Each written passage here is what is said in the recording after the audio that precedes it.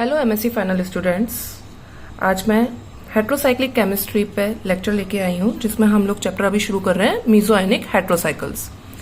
ये इस चैप्टर का फर्स्ट लेक्चर है और जो लोग एमएससी फाइनल केमिस्ट्री में हैं, जिन्होंने स्पेशलाइजेशन ऑर्गेनिक लिया है, उसमें आपका ये एक पेपर लगता है हेट्रोसाइक्लिक केमिस्ट्री। उसकी एक ये पर्टिकुलर यूनिट है। इस यूनिट में से जो 2 क्वेश्चन आपको यूनिवर्सिटी वाले देते हैं, उसका पूरा एक क्वेश्चन इस यूनिट के इस चैप्टर में से पूरा एक क्वेश्चन इजीली हम स्कोर कर लेते हैं, जिसमें इसकी definition, classification and different types of compounds आपके रहते हैं। अब बात आती है कि मीजो आयनिक कंपाउंड्स हेट्रोसाइकल्स क्या होते हैं, इनके बारे में हम यहाँ पर स्टडी करेंगे। तो सबसे पहली बात आती है मीजो आयनिक कंपाउंड्स को हम पढ़ते क्यों हैं, ये इनकी जरूरत क्यों आती है। तो ये एज अ ड्रग्स यूज होते हैं हमारे डेली लाइफ पे। For an example anti bacterial, anti Alzheimer, anti fungal, इन सब के लिए एंटी ट्यूमर एक्सेट्रा जितने भी हमारे ड्रग्स होते हैं, वहां पर मोस्ट ऑफ में यहाँ पर मीजो आयनिक कंपाउंड्स हम यूज करते हैं। तो ये होते क्या है, इनकी हम फर्दर स्टडी करते हैं अब। ठीक है, एक आउटर व्यू है, यहाँ पर नोट्स मैं आपको साथ के साथ प्रोवाइड करवा रही हूँ। तो सबसे पहले इसका आउटर व्यू देखते हैं कि क्या है, क्योंकि मीजो आयनिक हेट्रोसाइकल्स में यूनिवर्सिटी वाले जो क्वेश्चंस आते हैं यूनिवर्सिटीज के आपके एमएससी फाइनल में, तो यहाँ पर इसका इंट्रोडक्शन भी पूछ लेता है, प्लस इसकी डेफिनेशन भी पूछता है। तो मैं उसका इंट्रोडक्शन ही आपको यहाँ पर करवा रही हूँ। यहाँ पर आप ये देख रहे होंगे कि मैंने एक 5 मेंबर्ड रिंग बना रखी है, जिस रिंग के अंदर पॉजिटिव चार्ज है, और एक 5 मेंबर्ड रिंग से एक्सोसाइक्लिक एटम लगा हुआ है और उस पर नेगेटिव चार्ज है। तो मीजो आयनिक जो कंपाउंड्स होते हैं स्टूडेंट्स, वो एक्चुअली 5 मेंबर्ड और 6 मेंबर्ड के ऊपर होते हैं, जिसमें फोकस अगर हम मेन कहें तो 5 मेंबर्ड रिंग के ऊपर ही किया गया है। ये आपकी एक डाइपोलर स्पेसीज होती है, मतलब प्रॉपर ना तो मैं पोलर कहूंगी, ना ही मैं ये कहूंगी कि कोवेलेंट स्ट्रक्चर मिल रही है।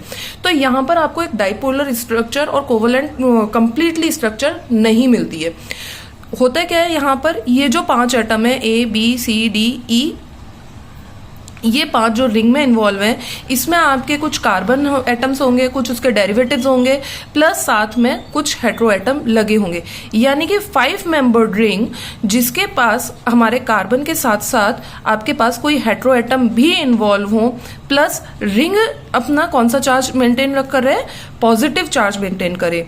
साथ में इस रिंग से जो एक्सो एटम अटैच हो उसके ऊपर नेगेटिव चार्ज हो। तो उस टाइप के हम कंपाउंड्स को कहीं मीजो आयनिक में क्लासिफाई करने की कोशिश करेंगे।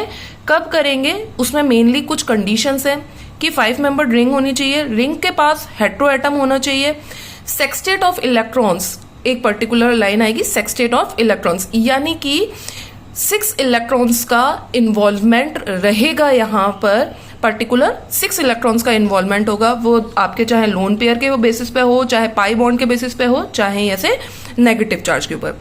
साथ में जो आपका ये लगा हुआ है यहाँ पर जो F एटम है, एक्सो एटम लगा हुआ है इस रिंग से अटैच, ये हेट्रो एटम ही होना चाहिए, इसके ऊपर नेगेटिव चार्ज आपका आएगा।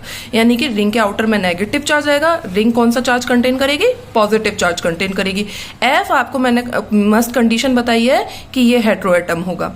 तो 5 मेंबर्ड रिंग ऐसी जिसके पास हेट्रो एटम भी हो, रिंग सेक्सटेट ऑफ इलेक्ट्रॉन यानी कि 6 इलेक्ट्रॉन्स का इन्वॉल्वमेंट कर रही हो, एक्सो एटम हेट्रो एटम होगा, तो वो हमारे मीजो आयनिक कंपाउंड्स होंगे। इसका जनरल फॉर्मूला मैंने ये पूरा आपको लिख के दिया है। डेफिनेशन अभी इसकी हम आगे करेंगे, बस इसका इंट्रोडक्शन देख रहे हैं हम। तो यहाँ पर मैंने यही थ्योरी लिखी हुई है, the meso ionic heterocycles can be represented by a general formula where A, B, C, D, E and F are atoms और group of atoms derived from carbon और heteroatom। मैंने अभी यहाँ पर यही बताया था इसके अंदर आप लोगों को। अब the ring bears a positive charge, देख लीजिए रिंग्स के पास, और रिंग के पास अपना कौन सा है, पॉजिटिव चार्ज है, which is balanced by a corresponding partial negative charge located on exocyclic atom और group of atoms covalently attach to the ring through a carbon atom. दूसरी कंडीशन, जैसे मैंने आपको ये बताया कि F अपना हेट्रो एटम होगा ही होगा, ये जिस एटम से अटैच्ड है, मैंने यहाँ पर इस एटम को कौन सा मेंशन करा है, E नंबर का मेंशन करा है, ये E नंबर का एटम जो है ये कार्बन ही रहेगा। इस टाइप के जो कंपाउंड्स होंगे, अब बात आती है A, B, C, D, ये आपके कोई हेट्रो एटम हो सकते हैं या नहीं हो सकते, पर मस्ट कंडीशन है कम से कम इस रिंग के पास एक हेट्रो एटम होगा ही होगा। तो ये इस टाइप का कंपाउंड अपना क्या हो जाएगा, मीजो आयोनिक कंपाउंड हो जाएगा। इसकी डेफिनेशन देखते हैं हम। A five-membered heterocycles which cannot be represented satisfactorily by any one covalent or polar structure, अभी मैंने बताया ही था, and possess a sextet of electrons in association with the 5 atoms comprising the ring। ये पर्टिकुलर इसकी definition है जो examiner आपसे 2-3 number में पूछ सकते हैं कि राइट अ शॉर्ट नोट या what do you understand by या डिफाइन मीजो आयोनिक कंपाउंड। इसके साथ एक क्वेश्चन आप लोगों के माइंड में यहाँ पर ये भी आया होगा कि मैंने यहाँ पर एक चीज मेंशन करी कि ये जो आपका हेट्रो एटम है एफ, ये जिस एटम से अटैच होगा ई एटम से, ये कार्बन ही होना चाहिए। तो आप लोगों के माइंड में ये क्वेश्चन आया होगा कि भाई रिंग के पास हेट्रो एटम है तो क्या ये एफ एटम किसी हेट्रो एटम से नहीं अटैच हो सकता। बच्चों, अगर ये एफ हेट्रो एटम किसी रिंग के हेट्रो एटम से अटैच होगा तो वो मीजो आयोनिक कंपाउंड नहीं कहलाएगा। अब बात आती है अगर ये किसी रिंग के हेट्रो एटम से अटैच होगा, जैसे कि यहां पर मैं आपको ये शो कर रही हूं, हेट्रो एटम है और रिंग के हेट्रो एटम से अटैच है, तो ये मैंने क्या बताया, मीजो आयोनिक कंपाउंड नहीं कहलाएगा, ये क्या कहलाएगा, बीटेन। बीटेन क्या है, 5 membered heterocycles in which an exocyclic heteroatom is attached covalently to the heterocyclic ring through a cyclic heteroatom, not through a carbon atom। तो कंफ्यूज मत होइएगा कि बीटेन और मीजो आयोनिक कंपाउंड्स टोटली डिफरेंट हैं, कि जो एक्सो एटम है वो हेट्रो एटम रहेगा और वो रिंग के कार्बन से अटैच होगा, ना कि रिंग के हेट्रो एटम से, वो हमारा क्या कहलाएगा, मीजो आयोनिक कंपाउंड। अब बात आती है कि ये मीजो आयोनिक कंपाउंड कहाँ से आया, किसने दिया और किस बेसिस पे दिया, हम उसके ऊपर स्टडी करते हैं। तो मीजो आयोनिक हेट्रोसाइकल्स या कंपाउंड्स की मैं बात करूं तो ये 2 वर्ड से मिलकर बना है, मीजोमेरिक प्लस आयोनिक। अब इसकी जो स्टडी करी गई थी ये पर्टिकुलर इस कंपाउंड से करी गई थी। ये मैंने 5 membered रिंग आपको दे रखी है, ठीक। ये रहा आपका एफ एटम जो कि एक हेट्रो एटम है, O- यहाँ पर ले रखा है और रिंग के पास हमारे पास क्या है, 3 हेट्रो एटम और है। इसको बेसिक नाम है इसका एन फिनाइल सिडनोन। नाइट्रोजन पे क्या लगा हुआ है, फिनाइल ग्रुप लगा हुआ है, तो एन फिनाइल, और इस पूरी रिंग को क्या बोल देते हैं हम, सिडनोन। इस बेसिस पे ही मीजो आयोनिक कंपाउंड्स को क्लासिफाई करा गया था। ये दिया किसने था, बेकर एंड ऑलिस ने दिया था 1949 पर। On the basis of the structure of the N-phenylsidnone, which is the resonance hybrid of the following dipolar resonating structures। अब आता है एग्जाम में, अगर आपके क्वेश्चन आता है तो ये 5 to 6 मार्क्स का आता है, जिसमें डेफिनेशन पूछ लेता है पूरा इसका और इसका रेजोनेटिंग स्ट्रक्चर पूछता है। तो मैं यहाँ पर आपको उसी के ऊपर बात करती हूँ, एन फिनाइलसिडनोन की रेजोनेटिंग स्ट्रक्चर के बारे में एग्जामिनर पूछता है।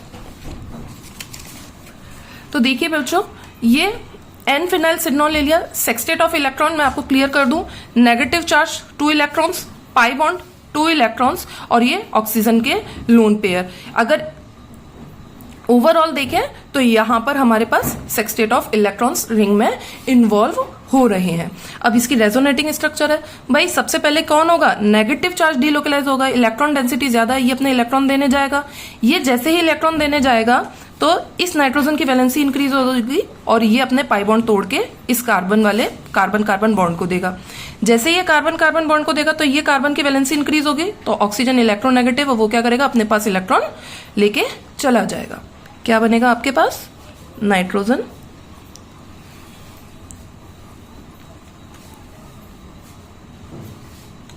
ये है, ये फिनाइल ग्रुप, ठीक। अब क्या हुआ, ये नाइट्रोजन नाइट्रोजन डबल बॉन्ड आ गया, ये पाई बॉन्ड खत्म हो गया था, यहाँ डबल बॉन्ड जनरेट हो गया और यहाँ पर ऑक्सीजन पे नेगेटिव चार्ज।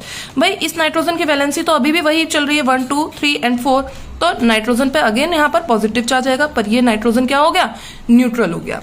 अब ऑक्सीजन पे नेगेटिव चार्ज है, इसका फर्दर आगे हम देखेंगे तो क्या रहेगा हमारा, ऑक्सीजन के पास लोन पेयर है, ये अपने इलेक्ट्रॉन यहां देगा और ये इलेक्ट्रॉन नाइट्रोजन अपने पास खींच लेगा, नाइट्रोजन ऑक्सीजन O- रहेगा और ये फिनाइल ग्रुप लगा हुआ है।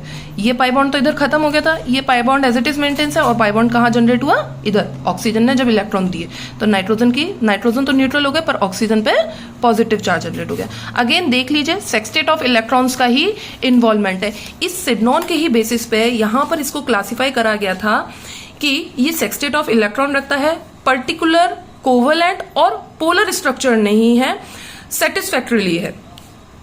तो मीजो आयनिक कंपाउंड्स का जो आज मैंने आपको ये बताया है, ये डेफिनेशन है, इसका इंट्रोडक्शन है, ये एग्जाम में पूछ लेता है। नेक्स्ट क्लास में हम इसका क्लासिफिकेशन करेंगे। मैं उम्मीद करती हूँ आपको लेक्चर समझ में आया होगा।